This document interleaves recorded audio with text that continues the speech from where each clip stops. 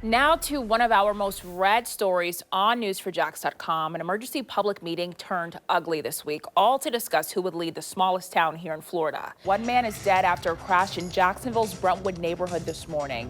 Police say it happened around 4:15 this morning on Brentwood Avenue. And if you grew up here in Jacksonville, you know exactly what we're talking about. Let's go straight to News4Jax reporter Caleb Yager. Caleb, the fire remains under investigation by the state fire marshal. A woman is in critical condition after being shot 5 times by her husband on the city's south side. Sometimes a Monday kind of feels like you just want to go back to sleep. Black. Yeah. After years of serving shoppers, the stores of Regency Square Mall in Arlington are closing for good.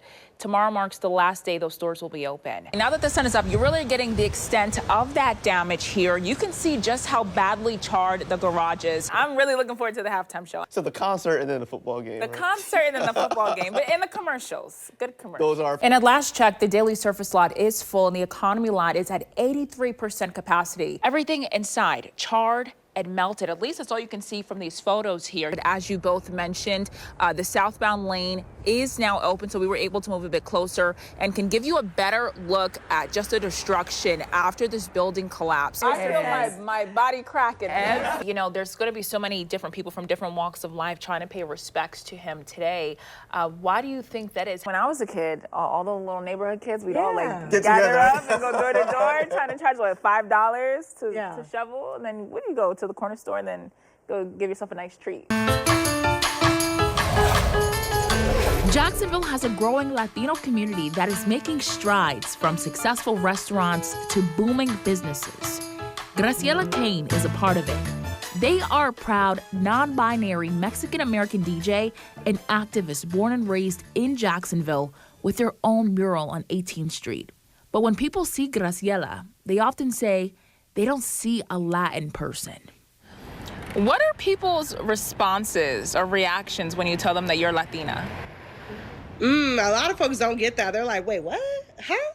Adrian Ross is a Panamanian American, also a part of Jacksonville's growing Latin community, and agrees. Oh, you're Hispanic? Oh, well, say something. So I was like, oh, okay. Hola, ¿cómo estás? You know, like silly things like this. It's those silly things, those micro things are things that you had to do to prove yourself. But yeah, and hey, can you dance? Oh, okay, tell me about some food. Like a quiz, really, when you tell them you're Hispanic.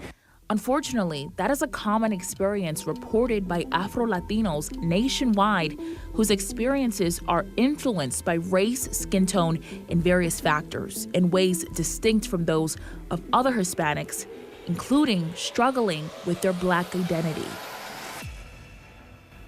Pew Research conducted a survey asking Afro-Latinos about their race. Only 18% of Afro-Latinos said they were Black, compared to 39% who identified as white, while almost a quarter, 24%, said their race was Hispanic, which is an ethnicity, not a race. Was there ever a point where you felt like you had to choose between being Latino and being Black?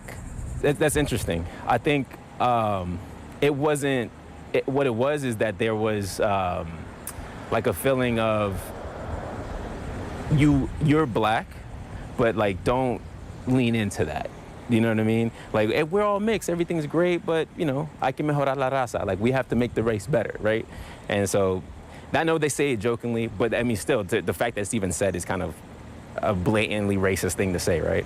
And so, yeah, so that's those types of things that you hear, those types of jokes about pelo malo, things like this, those things make you feel like something's wrong with you being a Black person, you know what I mean? A majority, 62% of Hispanic adults say having a darker skin color hurts Hispanics' ability to get ahead in the United States today. A similar share, 59%, says having a lighter skin color helps Hispanics get ahead. And 57% say skin color shapes their daily life experiences, with about half saying discrimination based on race or skin color is a very big problem in the U.S. When I was a young person, I used to go to like a youth group that was like a Spanish youth group. And, you know, it was hard because, yeah, I didn't speak Spanish. And so seeing those like young people, like, you know, talking to each other and like, you know, being within their cultures. And then it's like, oh, yeah, this is Gracie or this is, you know, da da da. And I think I was like, whoa, no, like my name is actually Graciela, like, you know, trying to like reaffirm like my culture like in that way. You know, it was really rough, and it was tough as a young person. Graciela and Adrian insist they don't fit the mold of what's portrayed in the mainstream media or in Hollywood, with stars like Jennifer Lopez, Eva Longoria, and Mario Lopez among the few representing the community in Hollywood. Those conversations sparked the start of the Afro-Latino movement.